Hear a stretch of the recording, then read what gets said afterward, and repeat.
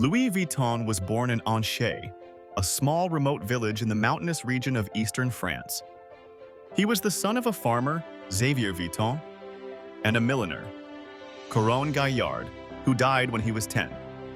His father soon remarried to a woman who Louis Vuitton found strict. Unhappy with his provincial life, he left home at age 13, traveling on foot toward Paris. Vuitton stopped to work odd jobs to support himself and eventually arrived in the city in 1837 at age 16. There, he found work as an apprentice to the master boxmaker and packer Romain Maréchal. In the 19th century, box-making and packing were specialized trades in which artisans handcrafted luggage from wood, brass, and leather. Each piece was specially made for an individual customer, whose luggage would be handled roughly when it traveled via horse-drawn carriages or boats, the main forms of transportation. Vuitton soon developed a reputation as a skilled craftsman and began attracting members of the French nobility as customers. In 1853, he was appointed the personal boxmaker and packer of Eugénie, who had become the wife of Napoleon III and Empress of France that same year. In 1854, Vuitton married Clémence Émilie Pariot, and soon afterward left Maréchal's employment. He opened his own workshop in Paris near the Place Vendôme, where many fashion houses and jewelry firms were located. Vuitton advertised his specialty in packing fashions and fragile objects. In 1858, he introduced the rectangular-shaped trunk with a flat lid. Traditionally, trunks were made with dome-shaped tops, which allowed rain and mud to roll off as luggage was transported on the backs of stagecoaches. Vuitton, noticing the main modes of traveling were becoming the train and ocean liner, produced the flat lid for easier stacking and shipping. He also replaced the leather, which was heavy and often cracked, with lightweight wood covered in Trianon gray canvas, a fabric Vuitton designed to be waterproof and stain-resistant. High demand for the stackable, flat-lid trunk prompted Vuitton to move his workshop to a larger space in Asnières, now known as Asnières-sur-Seine, a village northwest of Paris. Its location on the Seine River and near a railway line allowed for convenient river and rail transport of finished products as well as the delivery of raw materials. Vuitton, his wife, and his son Georges resided in a space above the workshop. The company suffered several setbacks during the Franco-Prussian War of 1870-71, which paralyzed travel and consequently lessened the demand for luggage. Moreover, the workshop in Asnières was ransacked, and its equipment was stolen or destroyed. After the war, however, Vuitton re-established his business and opened a new shop in Paris at a prestigious location close to the Opéra Garnier and the Louvre.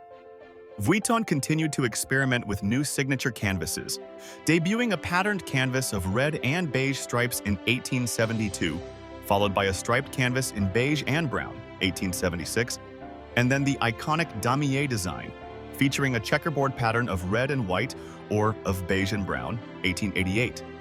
To curb imitations of his work, he also stamped a brand identification on his trunks that read Marque L. Vuitton Déposé, registered L. Vuitton brand. By this time, Georges Vuitton had begun working with his father, contributing to pattern ideas and handling management of the business. Vuitton expanded his business outside of France in 1885 when he opened a shop in London on Oxford Street. The following year, he and Georges Vuitton developed the tumbler lock, which featured a single lock system with 2 spring buckles and was eventually patented by the company.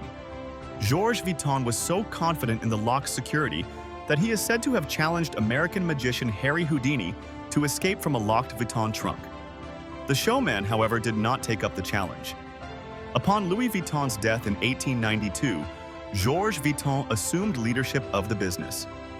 During his tenure, he exhibited Louis Vuitton luggage at the World's Columbian Exposition in Chicago, 1893, introducing the brand to an American market, and he created the LV monogram, 1896, to honor his father and further deter imitators. The monogram features interlocked LV initials in gold, alternating with diamond points and quatrefoil. Foil flowers on a chocolate brown canvas. By the 20th century, the Louis Vuitton brand had become synonymous with a luxury lifestyle.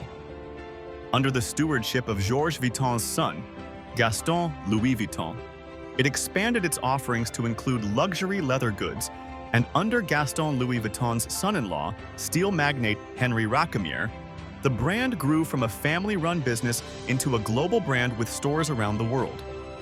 In 1987, Racamier announced the merger of the company with Moet Hennessy, the French champagne and cognac producer, creating LVMH Moet Hennessy Louis Vuitton.